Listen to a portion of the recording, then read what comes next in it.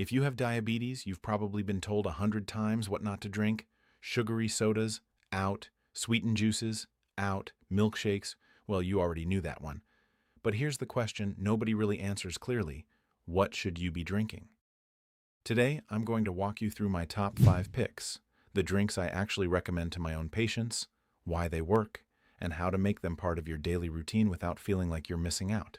Stick around because number 3 surprises almost everyone I share it with. Hi, I'm Dr. Richard. What you drink matters just as much, sometimes more, because liquids can spike blood glucose fast, with none of the fiber or fat that slows things down. The good news? You don't have to live on plain water for the rest of your life. There are drinks that not only won't hurt your blood sugar, they can actively support it. Let's get into them. Drink number 1, water, but make it interesting. I know, starting with water feels like a cop-out.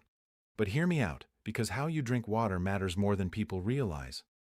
Water has 0 carbohydrates, 0 calories, and 0 impact on blood glucose.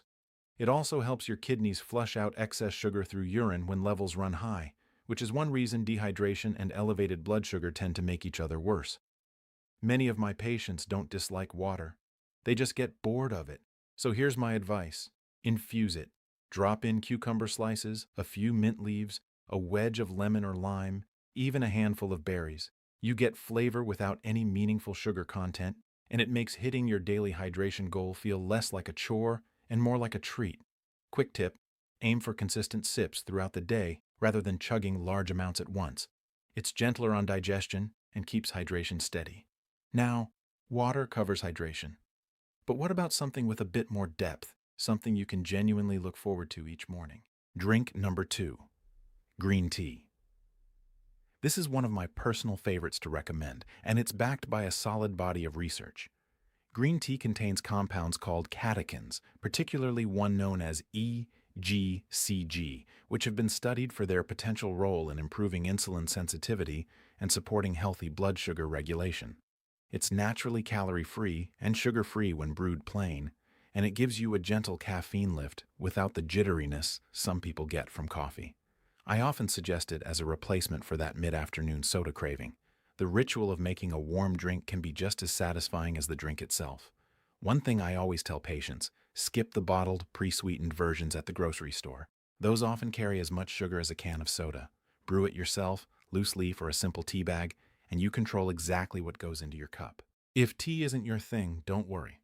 I haven't forgotten about coffee drinkers. In fact, this next one might be the best news you hear all day. Drink number 3, black coffee. This is the one that surprises people. Coffee, in its black, unsweetened form, has actually been associated in several studies with a lower risk of developing type 2 diabetes, and for those who already have it, moderate coffee consumption doesn't appear to worsen blood sugar control. The key word there is black.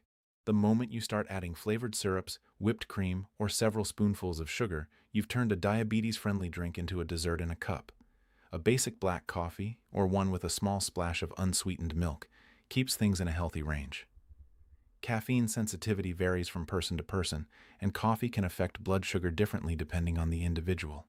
So I always tell patients to pay attention to how their own body responds. But for most people, 1 or 2 cups of black coffee a day fits comfortably into a diabetes-friendly routine. So far, we've covered water, tea, and coffee, the classics. But let's talk about something a little different. What you drink with your meals. Drink number 4, unsweetened plant-based milk. Milk is one of those categories where the unsweetened label does all the heavy lifting. Regular dairy milk contains natural sugars in the form of lactose, which can still affect blood glucose, especially in larger servings. That's where unsweetened plant-based alternatives, almond milk, soy milk, or unsweetened oat milk, come in. Unsweetened almond milk, for example, is very low in carbohydrates, which makes it a solid option for cereal, smoothies, or just drinking on its own. Soy milk is a bit higher in carbs, but brings a good amount of protein to the table, which can help slow down how quickly sugar enters your bloodstream. My advice here is simple. Always check the label. Original or vanilla versions of plant milks often sneak in added sugar. Look specifically for the word unsweetened. That's your green light.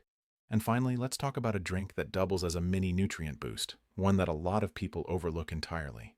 Drink number 5, Vegetable juice. Done right. When people hear juice, they immediately think of the fruit juice aisle, loaded with sugar and stripped of fiber. That's not what I'm talking about. I mean fresh, low-sugar vegetable juice. Think cucumber, celery, spinach, kale, with maybe a small amount of green apple or carrot for flavor. Vegetables like these are naturally low in carbohydrates and high in vitamins, minerals, and antioxidants. Juicing them gives you a concentrated dose of nutrients without the blood sugar spike you'd get from fruit-heavy juices. It's not a replacement for eating whole vegetables. You lose fiber in the juicing process. But as an occasional addition to your routine, it can be a smart, refreshing choice.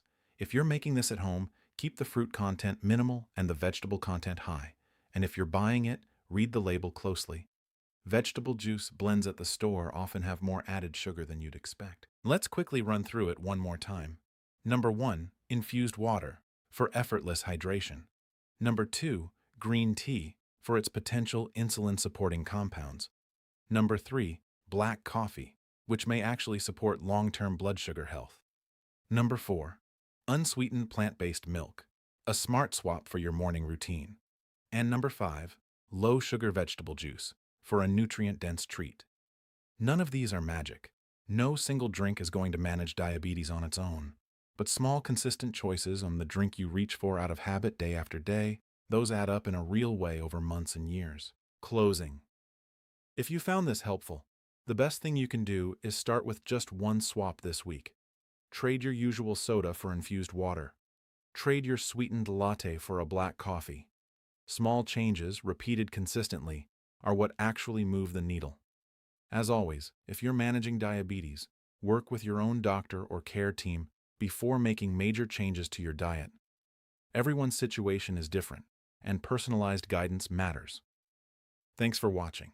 If this was useful, hit subscribe, drop a comment with the drink you're going to try first, and I'll see you in the next video.